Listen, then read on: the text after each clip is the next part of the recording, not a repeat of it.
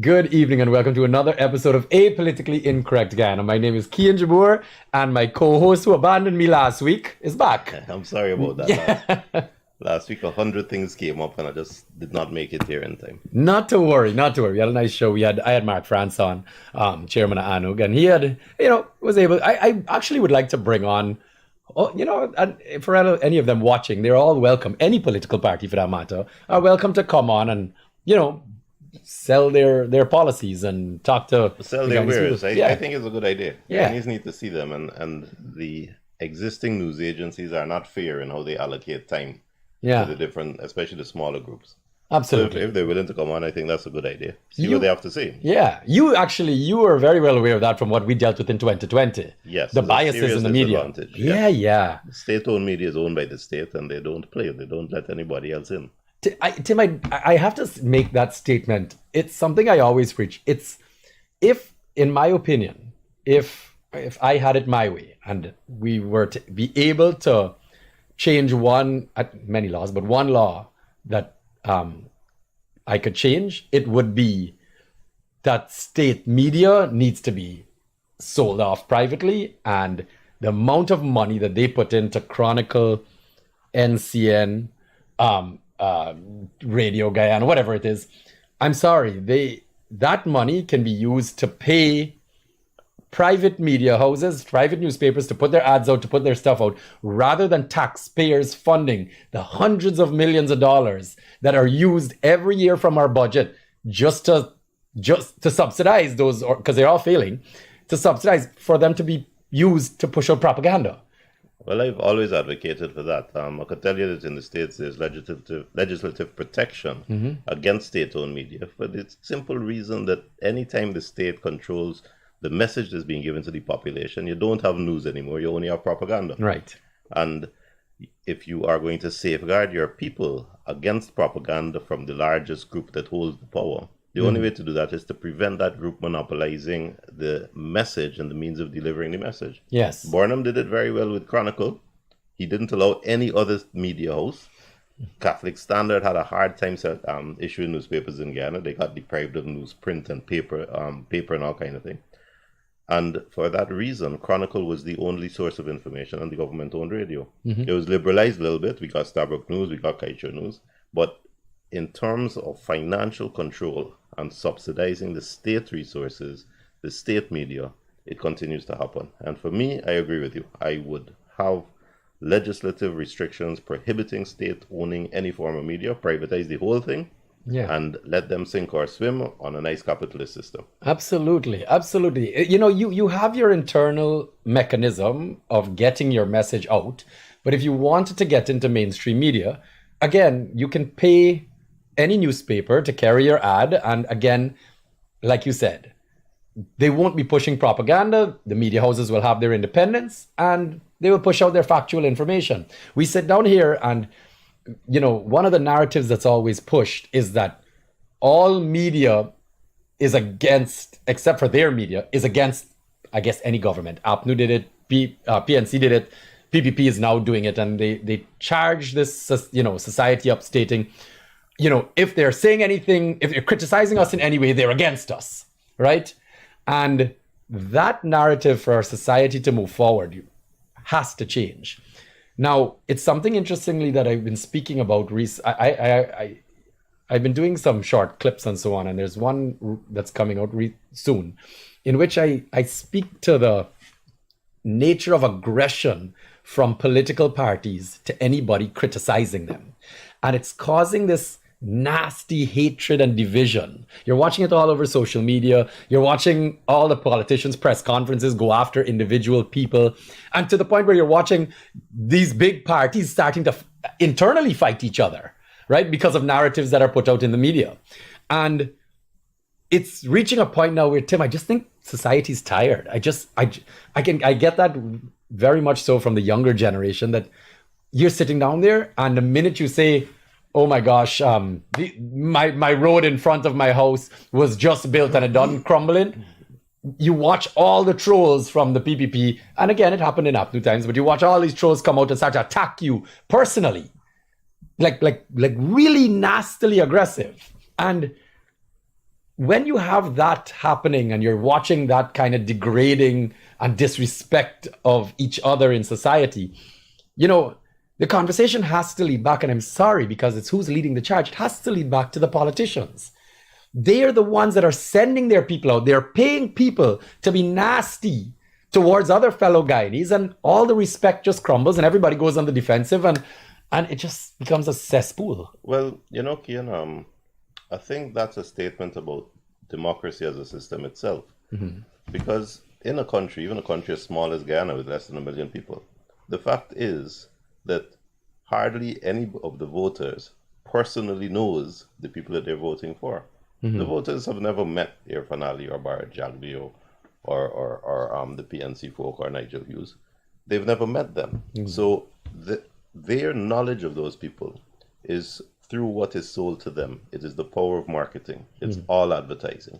And part of advertising is never to admit you're wrong, always to celebrate and exaggerate whatever minor things you might have done right, and pretend that the rest didn't happen, but also to castigate the people on the other side, because none of it is about what is true. None of it is about personal strength of character or personal integrity. It is about the perception that is created by the marketing. And that's what we see, and that is part of what you're talking about. It's how people like Modi and Donald Trump come into power. It is marketing. That's actually one of the examples that I use in my video. The sad thing, and this is the irony of it, is that for that reason, people say it's politics. People excuse personal wrongdoing and cutting ethical corners and that kind of thing by the expression it's politics. Politics is ugly. But the truth is that it is a certain type of person who is willing to use marketing to hide the truth, to inflate whatever small accomplishments they may be able to claim, and therefore to try to sell themselves to a population that's never met them. And that is the problem with democracy. Democracy is the best system we have, but you have to understand that sometimes you got to look through the fluff and look through the marketing to try to see what the real message is and what the real accomplishment is. And it's so easy to be distracted by the hundreds of trolls that continue to follow you and anybody else who has a comment one way or the other. I always make that comment about democracy. Again, it is the best system we have, unfortunately. But I think what has happened in the world now, and this is not unique to Guyana, it's the world over in any democratic society, how the politicians have designed the system now to try and beat democracy is ensure that the masses are uneducated and underexposed, right? Part of that is obviously putting out propaganda.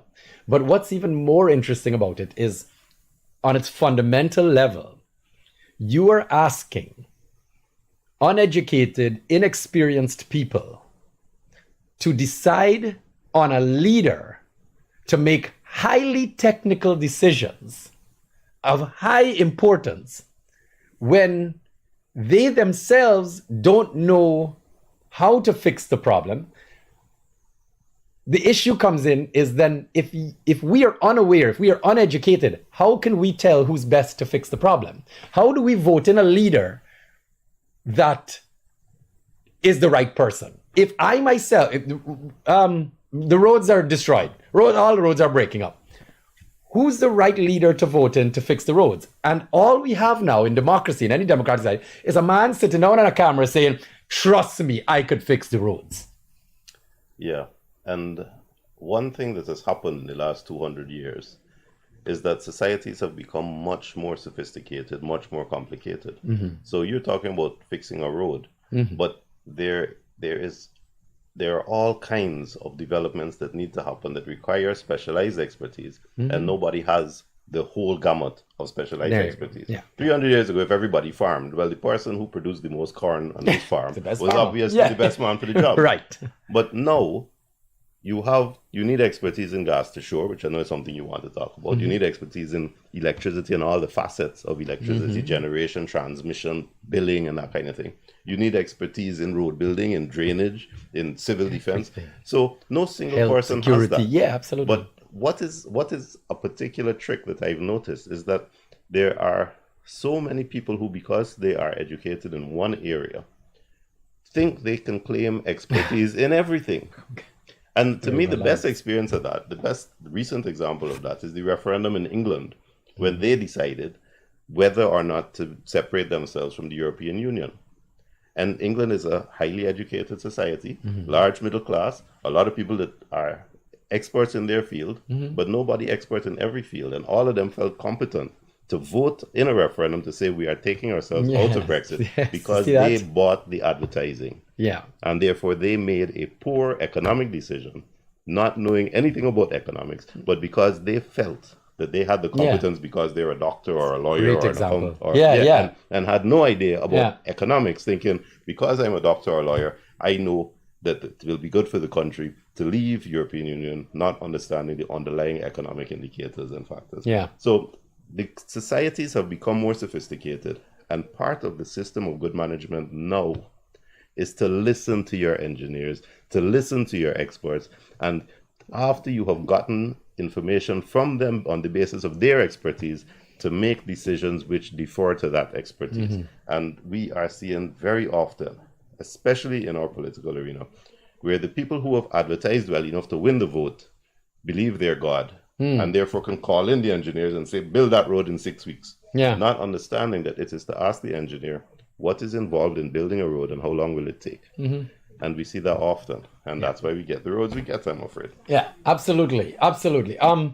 We're gonna jump into a conversation right now that I'm gonna tell you some information that I've gotten very reliably recently, and it's actually in public document. It just has not been highlighted yet. I hope we'll see what happens after this, but it has to do with the gas to energy project. All right. First of all, what we've noticed is a lot of optics. We're in silly season. It's campaigning time. And there's optics everywhere. The president has been all over the country, highlighting, the projects that they've done or are currently doing, etc., etc. Now, the reason that the gas to energy project is such an important conversation to be had is that it is the largest project that this country has ever undertaken, financially. So the most money in any one area has been the gas to energy project. All right. I think the total they're at now to complete the project is about $3 billion. All right. Thereabouts to complete the whole thing. Now, this project had been touted to us since 2020. All right. It was one of the first things they came out with. And they promised the big promise was we are going to cut electricity costs in half. All right. The first thing I'm going to start with, I have to counter the narrative.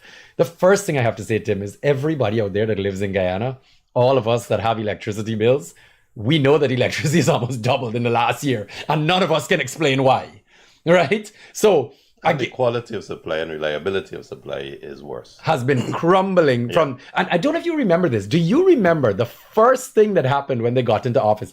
APNU had bought a whole bunch of brand new generators, and the PPP kind of unveiled them as the first thing that they had, they accomplished, I guess. And they came out and said, look, since that point onward, our electricity situation in this country has been failing over and over and over. They have now brought in 2 power ships. All right. And anyways, so that's where we currently stand.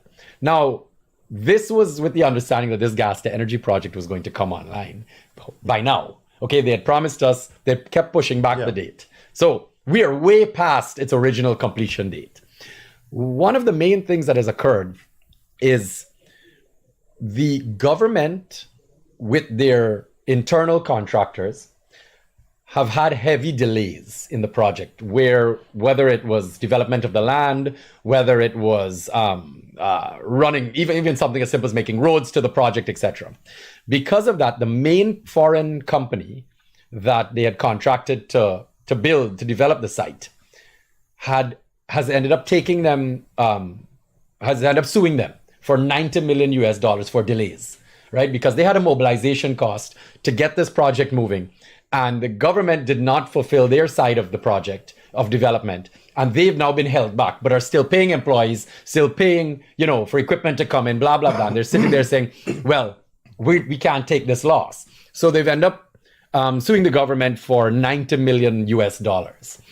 So the government so far, just on delays, just on penalties, has already paid this company $25 million US dollars. This is just money handed to them, this company, right? The next $25 million is going to be handed over very soon, all right, which equals to 50. And they will still have 50 million US dollars more for this company, just based on delays. Just penalties. Just penalties. I didn't see that in any of the state-owned media. I have not seen it in any state-owned media, but I'm happy for any of them to tell me I'm not, I'm being inaccurate here. Now, because all of this can be easily found in public record, because it'll have to have been made from the government. Nonetheless, where the project currently stands is, and this is the kicker, there is not even a structure up there yet. There is nothing on the gas to energy project. The only aspect of this project that has already been completed is Exxon's side of it, which was running the pipeline. Now, the pipeline runs to nowhere right now. It's locked off at the end. Here's a piece of information I don't have, is I don't know if we've already started paying them for that.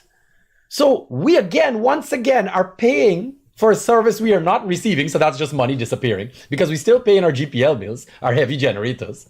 Now, here's where I tie this back in. All right, Tim, and this is where we're going to get to the power ships in a second, but here's where I tie this back in.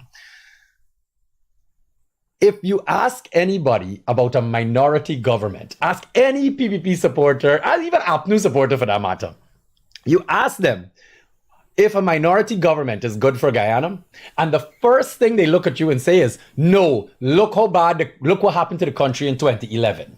Now I say, well, tell me what happened in 2011, because as far as I remember, 4 budgets passed, which means the combined opposition who had the majority in parliament obviously had to be working with the government at some point, right? Because elections weren't until 2015. Well, at least agreeing with the budget. At least agreeing with the budget. Agreeing with what right? is to be spent Good. and what is to be spent on. So I can show you that the minority government that existed was not just there to fight down the PPP government at the time, the Ramatar government at the time, because obviously, again, the country ran for 4 years, passing budgets. Now, every time you say that to them, their response is, yes, but look at all the projects that they stopped and all the development that they halted. And I look at the people that say that and say, like what? And they immediately say the Amelia Falls project. That's the first thing out their mouth. And now, Tim, and this is what's interesting to me, and now I sit down here in 2025, and I've watched this same PPP government for the last almost 5 years promise this entire country that they're going to have cheaper electricity and a gas to energy project by the time this term is done, as one of their first campaign promises.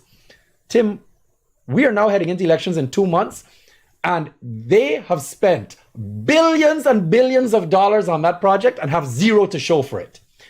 The reason I bring that up is because I'm sorry. It now leads me to logically think to myself, but wait a second. I recall something very similar happening in 2011 with the Amelia Falls project when billions of dollars were spent, and you will go and check the project itself and all they had built is a bush road. And then I sat down and I went, well, if it was me, and if I was charged with the responsibility of accountability, then I would have to halt this project as well and say, you have to be accountable and transparent. Where is all the money that you spent? Yeah. And maybe we need to look at how large projects should be done. You see, the first step is a feasibility study. And the feasibility study got to be detailed. Mm-hmm. So it has to look at the land use. It has to look at the ownership of the land, how you're getting the land, how you're accessing the land. You talked about roads and drains, the geographical location of the land in terms of where the source of the gas is coming from, mm-hmm. and also in terms of where you're distributing the power to, the cost of constructing the fixtures, the cost of the machinery, and the comparative cost of the existing electricity structure, what it's costing you to deliver electricity. Now, when this project started, the entire country asked to see the feasibility study. I remember. There has not been a feasibility study delivered. Mm-hmm. Yeah. So we now know we are over budget. Mm-hmm. We are over time. Mm-hmm. You're saying and we're being penalized. You've heard we're paying penalties, mm-hmm. and we still have nothing on the ground to show for it. Mm-hmm. And the question has to be asked again, where's the feasibility study? Mm-hmm. Now, if the opposition controlled parliament at the outset, and when this project was declared, had said, let us see the feasibility study, no money would be spent until that feasibility study had been examined by everybody. And the project then, having a clean bill of health signed off by both sides, can go ahead. Yeah.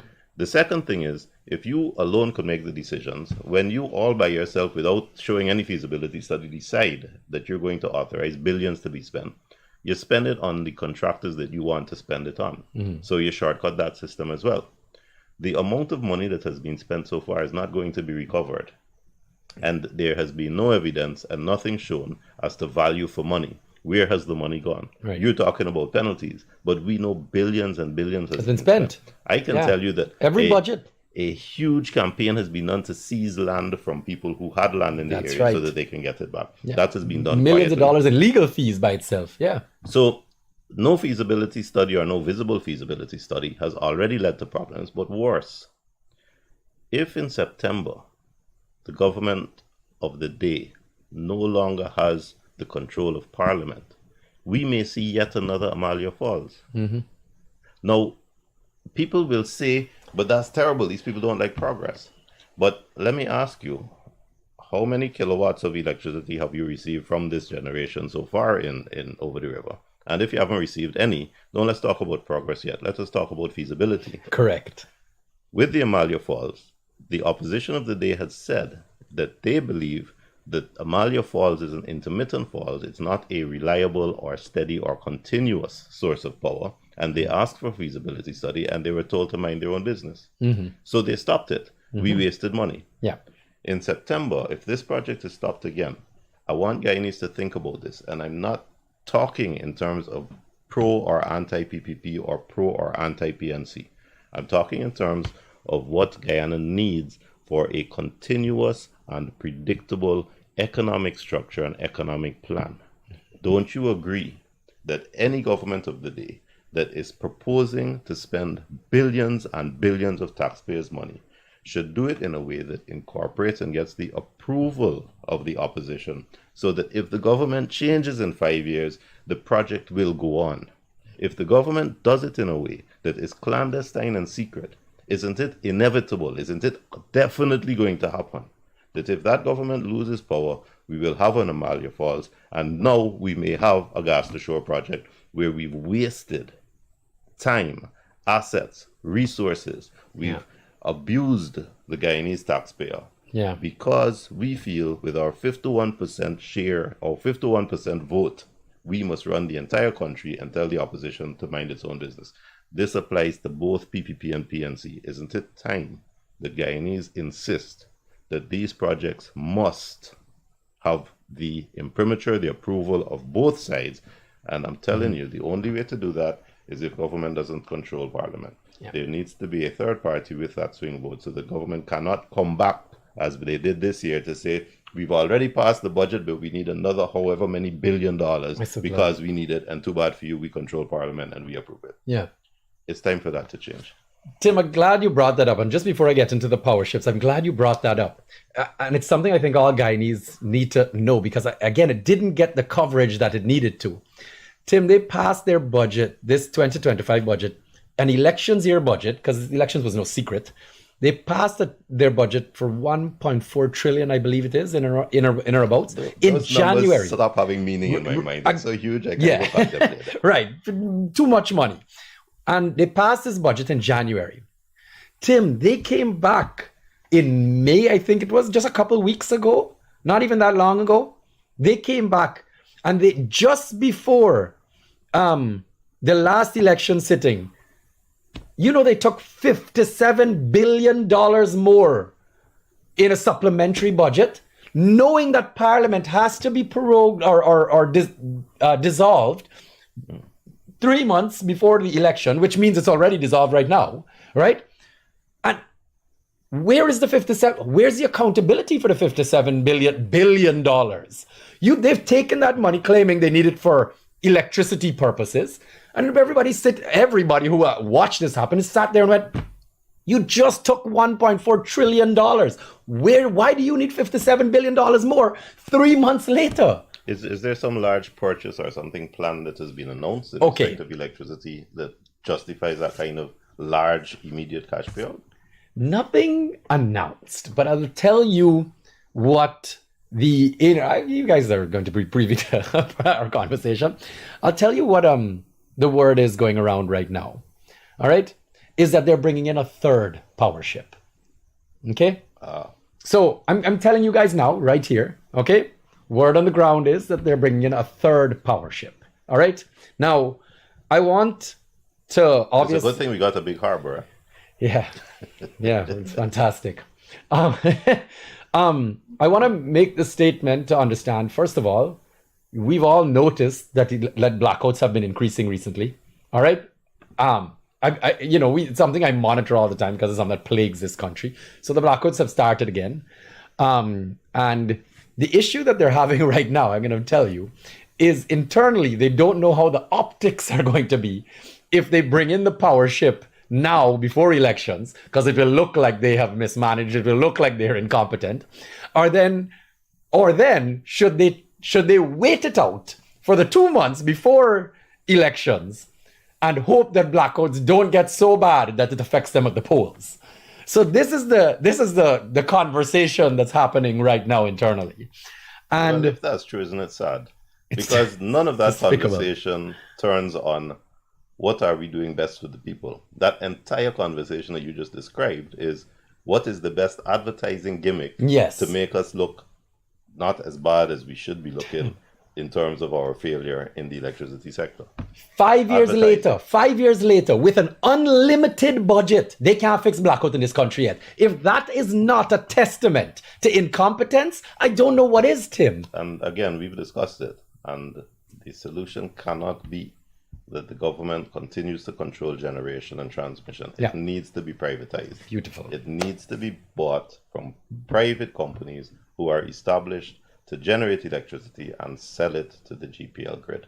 Beautiful. It's the only way to do it. You've just once again, after many times we have said this, I will once again state it. The solution to our power woes in Guyana, to the issues of blackout and generation in Guyana, is to privatize our generation. Okay, meaning Georgetown, New Amsterdam, Leptem, Anna Regina, everywhere can have their own small private power stations that the government regulates, all right, ensuring quality and safety. Owned. Yes, but it's privately owned, and those areas can all generate their own power for those people.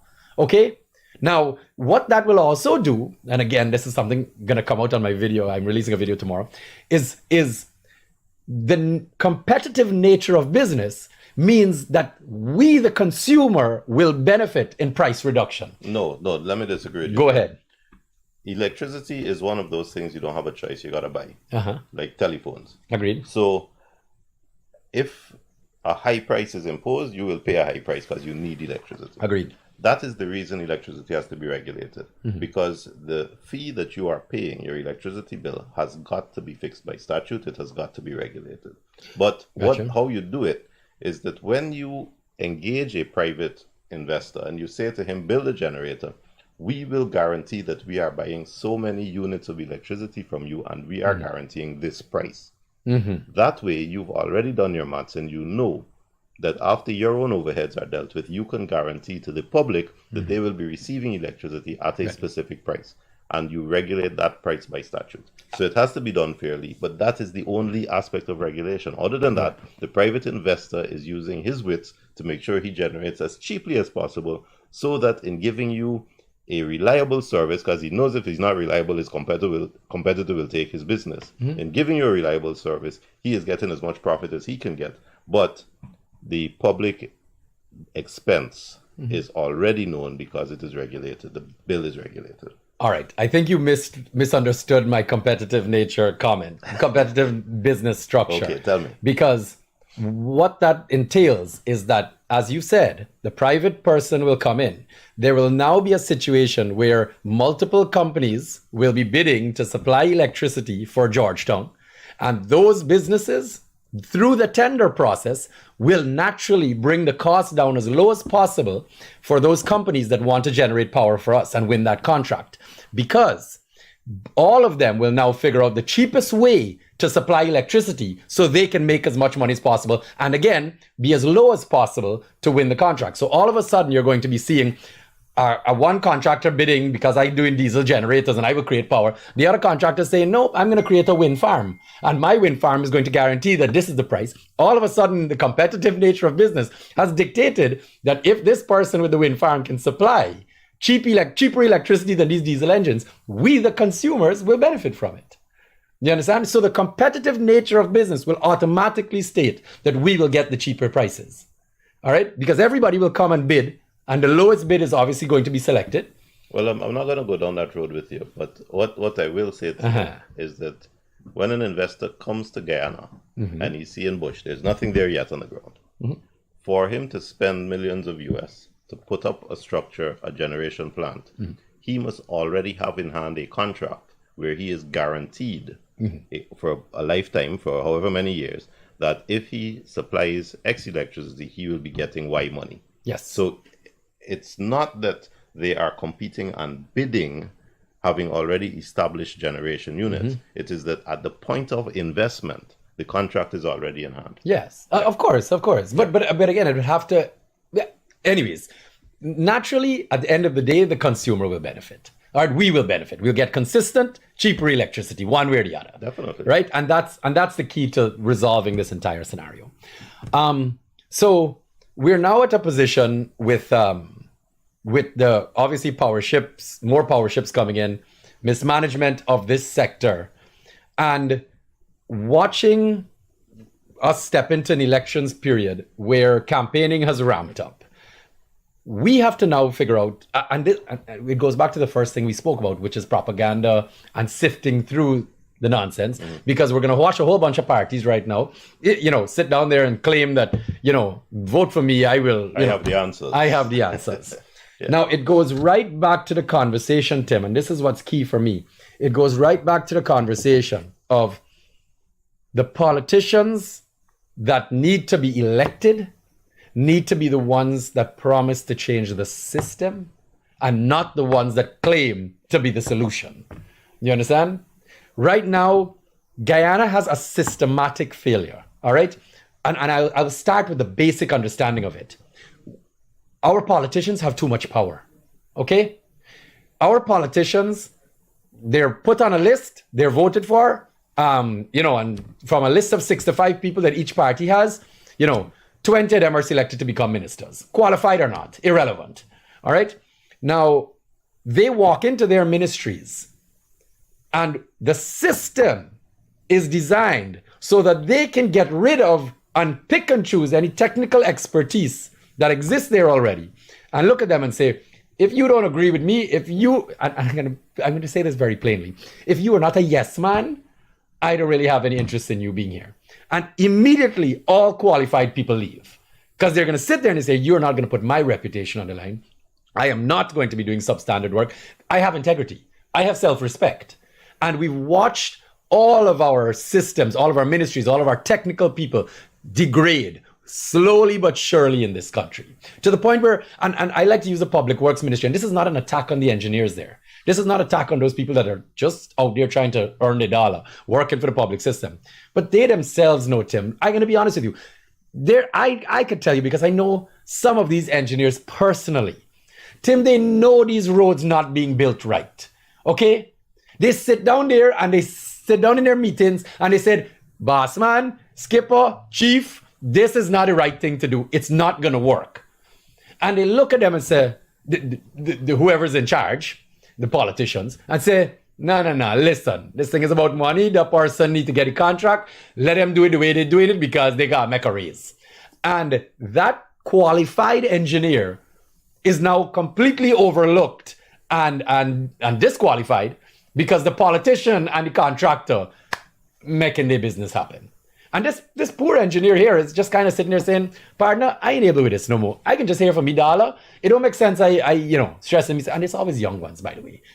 There's very few old ones. And that's the broken system. It's soul destroying. And anyone who wants to be a professional, wants to be recognized and respected in his area, has a difficult time dealing with that. Yeah. So you can't have a minister that says this road got to be finished in 6 weeks because he doesn't know what's behind it. He doesn't. And you can't have a minister who feels he can call his engineer to say, sign off that contract, give it its approval, when the engineer is saying, but it wasn't done properly, the material hasn't been used, the asphalt is insufficiently thick, the foundation wasn't done properly, but the engineer still has to sign it off because that's his job. Yeah. Now, as long as you have political interference at that level in every aspect of every contract that is awarded, you will have one end result. And as you say, it is serious power in the hands of people who do not have the expertise in terms of how to spend the money and really don't care. Because even that is advertising. Yes. This is advertising to say, here's a road, here's a bridge. Not even thinking about, well, is the road wide enough? If you drive in the country areas, you see some little concrete strips that are called roads in the estates. And they should never have been built. If you go on the Embankment Road, you see concrete bridges that were built less than 10 years ago are being torn up because the railway embankment road is being widened. So there has been no holistic planning, no arrangement, no foresight looking down the road to see what our needs are. It is just a contract after a contract after a contract to tear down what we built just a few years ago and build something new because it's a new contract, because that's the optics. Yeah. It is something that needs a holistic review and analysis, and the only way that can be done in a professional way is if the opposition is involved to say, no, this has to stop. Let us both agree on the way forward in terms of how we are going to spend the free oil money that we got. Yeah. Otherwise, we just spend in free oil money, which is what we're seeing right now. Agreed. Tim, what I want to shift topics to something that I think again needs to be mentioned, and this is something for it's going to go over even the critics' heads. When I say critics, I mean all the trolls from both sides, because it has a lot to do with our private sector. Tim, I've been having more and more conversations recently that the private sector is being put in horrible positions when it comes to one of two things: either one, foreign companies coming in and getting perks and being given preferential treatment. And part of that is, for example, the trucking industry. Or two, the government, this is a kicker here, the government trying to step in almost a dictatorial manner, all right? And stating that they are going to open state-run companies, government-run entities that will be challenging private sector industries. And I sat down so two examples of that are, one, the airline industry. At the National Two Shows Conference, the president said, the vice president said that they're looking at buying their own planes and using government planes to fly, indigenous people in and out to help them with the costs, right? And I sat down and I went, the same amount of money that you will spend there, even if it's subsidizing, and I could tell you this because I know the Aircraft Association actually proposed it. I only learned that today. Is they said, but all the money that you're spending to buy your own planes and fly people back and forth for cheaper, because you can run at a loss because, our prices, we got to live. They said, how about for all indigenous people, right? Because they're the ones that, you're trying to get help. For all indigenous people, how about you pay half of their tickets? You pay us half the price, and we will pay, and then they will pay half the price. You'll cut immediately their expense in half, but we will be okay. We will survive as a private industry because you will pay us the other half of the indigenous ticket. And it's the same amount. It will be far less than you trying to open your entire new airline company where you got to find pilots, engineers, you got to have staff, people's lives are at risk. It's like what we talked about 2 weeks ago, the proposal to open a bank. So that was the second one, correct. Go on. So here's the thing. We've said over and over ad nauseum, the government shouldn't be running businesses. The reason for that is that the government is not answerable in the survival of the fittest that is capitalism. They don't need to be efficient.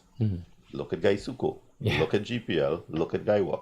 They do not need to be efficient, because if they are operating in a way that is not profitable, they go to the revenue, they go to the consolidated fund, and they pour more money into it.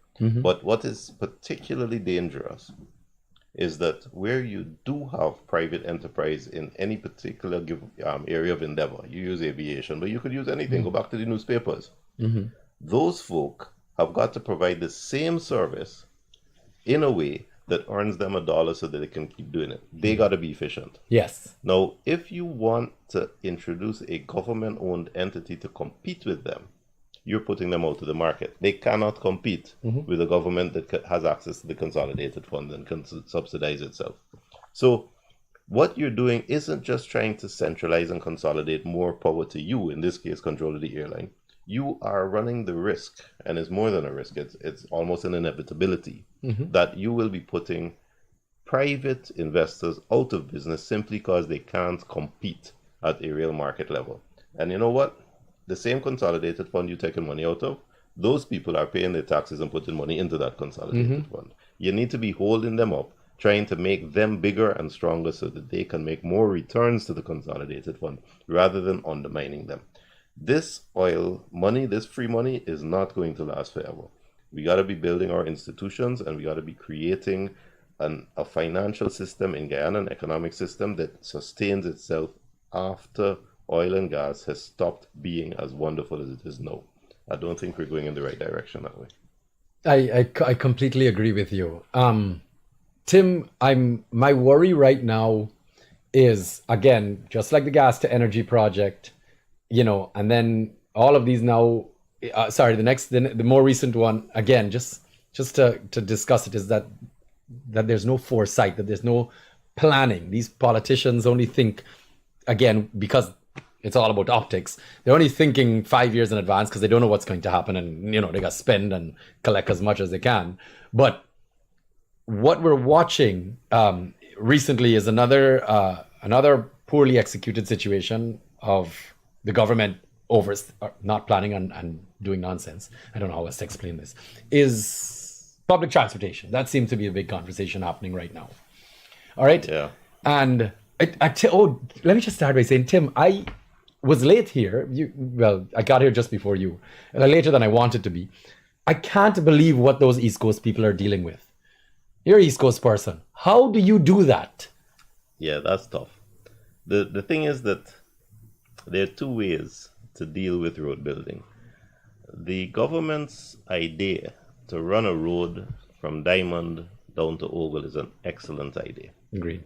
It should have been done first. And it shouldn't have been done in response to a crisis that is created because there are too many cars on the road. It should have been done in anticipation of that crisis. So that before you see the number of cars piling up, you should have heard there are new roads being built to bypass the population centers and to allow a free flow of traffic so that the load that the existing road structure is dealing with is reduced. Well and good.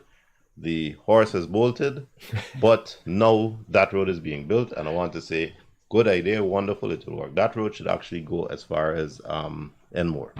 It needs to go that far. It will open up land at the back there.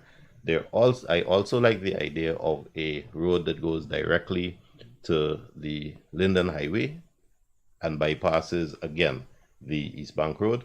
I would like to see another bridge over the Demerara River, higher up the river, because if you have the same single bridge, the volume of traffic on that bridge will be the same, and they will continue to be bottlenecked. So I don't agree with the expense that was done on the existing new high-rise bridge, because what needed to be done as a priority is another smaller bridge further up the river, which would have taken some of the volume of traffic from that and removed it as a bottleneck. So there are some good ideas, but again, feasibility studies and plans would have produced a better holistic planning arrangement going forward. What we are seeing on the East Coast is problematic because you have construction both on the public road and on the embankment road. So you have traffic holdups on both. That's just poor planning. That was not good planning. You also see very poor construction methods. Oh yeah. So that right now they got people. They had done the median between the northern and southern carriageways on the public road. It had been done in red and white tiles. Yeah, yeah. That were such Blocks or poor something. quality. Yeah. And were laid They're so raising poorly. up already. I saw that.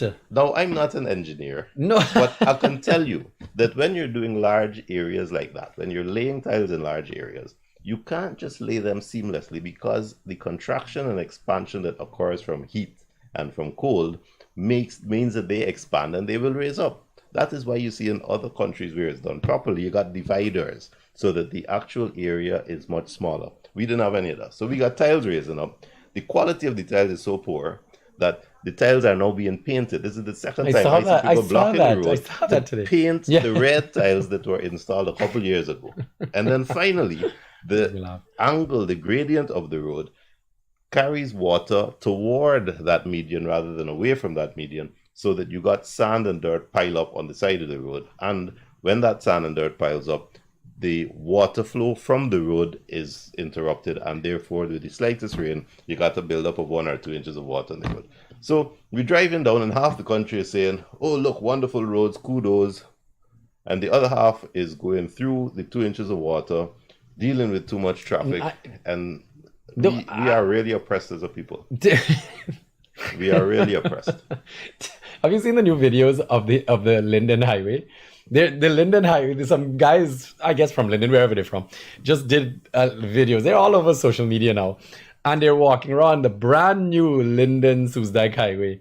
And there's like parts of it that there's like 6 inches of water on the actual highway. I didn't know that. And I sat down and we watched these videos and I went, people are going to die. This is a safety issue. Wow. And this is something. So this is an interesting. Well, 6 inches is much safer than 1 inch, because you don't see 1 inch and you end up planing. How about no water? 6 inches, you know, to drive slowly. At least. But I think no water is a preferable. Probably the preference. Yeah. Now, Tim, this is actually a fantastic conversation that we're going to end on, but it's such a great, something that's always in my mind. Tim, I grew up in a society, my formative years, in a society where life protection, ensuring that health and safety standards are met is always top priority. Quality of life. Okay, yeah. Quality of life, yes, and of life preservation. Okay, so if there's a project, if there's anything that's happening, no matter what, if someone's life is at risk or this has the potential of hurting somebody or causing some issue, any amount of money is spent, even if it's the most difficult, the longest road, the most difficult road, it is done to ensure public safety. Okay? Because the first and foremost thing at any project, and you can ask anybody in the professional technical fields, the first thing we always look at is ensure that safety standards are met. Now, Tim, what I think we've witnessed in this country happening right now is a complete lack of care for the people, a complete lack of concern for safety. And we move around this country on a daily basis, watching situations like poor, substandard road work.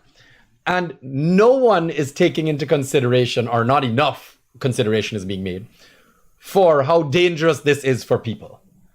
And I think because of that, Tim, we often talk about how the people's mindset of the, Guyanese, blah, blah, blah. Tim, if no one is caring about us, if no one is trying to protect us, if the system is not protecting us, then we go into self-preservation mode, right? And is every man for himself after that? I every day I sit down and I watch projects like, again, the road work or GPL work or a guy with a water coming through your tap, right? I don't care what it is. And the police and the way the mechanism that they protect people. And I sit and I go, even down to the schools that children are in, and I sit and I say, this is a problem waiting to happen. And the optics are set up like, look how great of a job we're doing. Look, we build in plenty roads, vote for us. But then I sit there and I go, but people are going to die here. How can we be celebrating this? Okay, and you know, to a lesser extent, you can go to quality of life because, again, you sit down there and you say, oh, look, you build a new road. We watching the Heroes Highway less than 4 years later, destroying vehicles left, right, and center. These people now got to spend more money. The accidents on that road because somebody brakes fail, somebody shock brake and they gone, a car flip, whatever's the situation. And none of this is being spoken about. None of the conversations about GPL providing low voltage or blackout, sparking your microwave, burning down your house are being had. Why? Yeah. And the answer again is advertising. You see, our leaders don't want bad for Guyana. Even Burnham, who I think was despicable in the way he managed rigging elections and all of that, he didn't want bad for Guyana. These people are all patriots. Every single leader we've had, I'm satisfied they love Guyana. I have met some of these people from Hoyt coming forward. I've met some of them, and I'm satisfied they are all patriots. The problem is that when you are in politics, it's no longer about patriotism and wanting to do best for the people. It is about wanting to appear to have succeeded in what you're doing. You're advertising yourself. And that becomes more important than the real work on the ground being done. Yeah. And if you don't have the self-awareness and you don't have the ability to recognize your own limitations in terms of what you can do, what you're expert at, what you're not expert at, and if you don't have the humility to seek expertise where you need expertise and to listen to another point of view and to invite the other side to contribute, if you don't have that humility, with the best of intentions, we have seen a sequence, a succession of increasingly incompetent people being put into leadership, and the end result is Gaisuku. The end result is Amalia Falls. That is the end result. GPL. And our roads. Yes. So it's not about the substance of what is done. It is about the marketing. And that is our problem. Until both sides are there at the table, looking at each other with hostility, although I think that can be overcome, and both sides contributing to the decision, you will have unilateral decision making by people who are not competent. Because the democratic system does not encourage you to vote for competent people. It encourages you to vote for the person who markets himself the best. And both sides have an advantage in that because they both have the ethnic loyalty of their respective sides. Yeah. So the rest is just marketing. Excellent. I like how you've brought this back full circle. And just so everybody, you know, those who tuned in after is understanding, the conversation kind of started based on the understanding of political optics. We started talking about the fact that there's state-owned media. So our taxpayers are paying for politicians to push propaganda, whether truthful or not.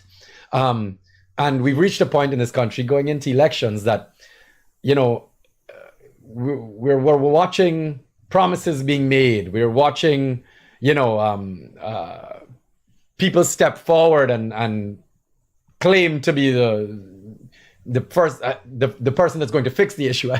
I watch. There's some very prominent PPP commentators on Facebook, and one of them wrote like 2 days ago, "Only the PPP could save Guyana." And I sat down and I went, "Save them? Save them from who? Save us from them? They're in power." So I had a laugh at that, and but it goes back to understanding that at some point in time, and this is why I like the younger generation coming in with media. By the way, just so you understand, the voter block for the youth in this country, 18 to 35, is about almost 30%. You know, they have the biggest voting numbers in of any demographic, and I think what we're gonna watch here over the next, whether this election or the next one, Tim, is a very drastic shift in people calling out bullshit. People sitting down there saying, "Okay, partner, you had your time. You didn't do nothing." Just like we can with APNU right now about their time.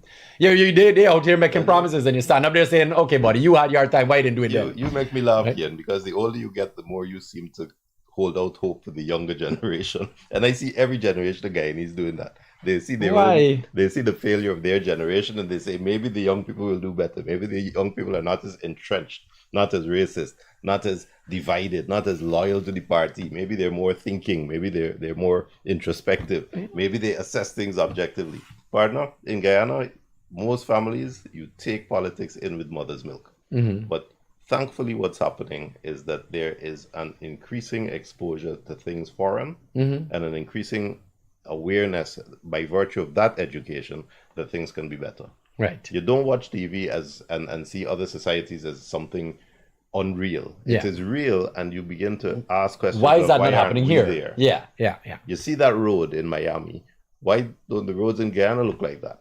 You see the traffic working in an orderly way in London, and you say, well, why isn't it orderly here?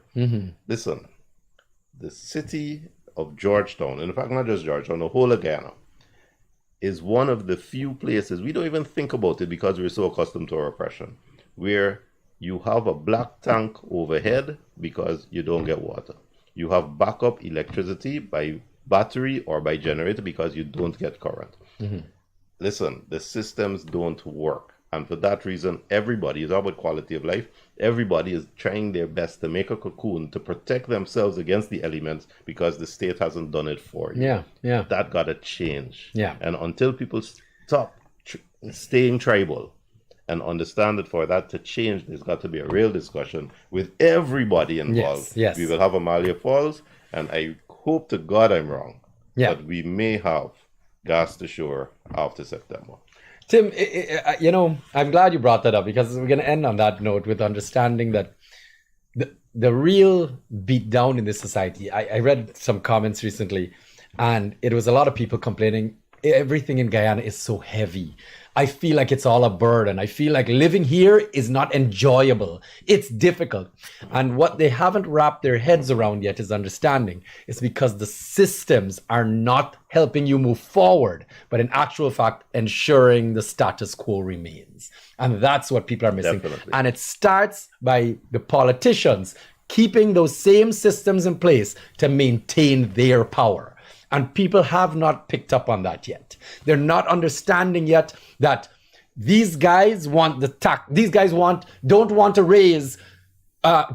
drop taxes on vehicles because they want to drive the fancy vehicles and make you look up to them. It is an oppressive mindset that the politicians have been using since beginning of time here, and it hasn't changed yet because the people haven't had the wool pulled off of their eyes yet. They're still sitting there saying, well, why are the police not helping? Why are common entrance results just came out. Why is 50% of this country still failing, right? Basic maths and English. Kian, the best human characteristic, I honestly believe, is chivalry. Chivalry is the strong using their strength to protect and uplift the weak. We have the strong using their power to drive those same Prados to keep you looking up to them, to buy houses and buy properties from central housing cheaper than they should, to maintain themselves in power. But a good social structure and a good legal system and a good political system would involve the people in power using their power to uplift and protect the weak. Yeah. And that is what we need. We need to see some chivalry, because without that, without an approach that is the system must be to protect the folk who cannot help themselves, we will continue to have the kind of oppression you're talking about. And the degrading of society. Absolutely agreed. All right, guys, we are at time there. On that note, I'd like to thank all of you for joining me. Tim and I, it was a great discussion. We are going to be back next week. We're getting, again, deeper and deeper into elections. Sorry, just one more point. Why is nomination day on a Monday, July 14th? I sat down there and I went, all y'all doing is disrupting people's life, hey? The same thing they did with elections on the first day of school. Now I'm like, this doesn't make any sense. Do the thing on a Sunday, everybody run to Humaniana, it's hullabaloo, and then go home. But you do the thing on a Monday morning when the whole of Georgetown got to stop.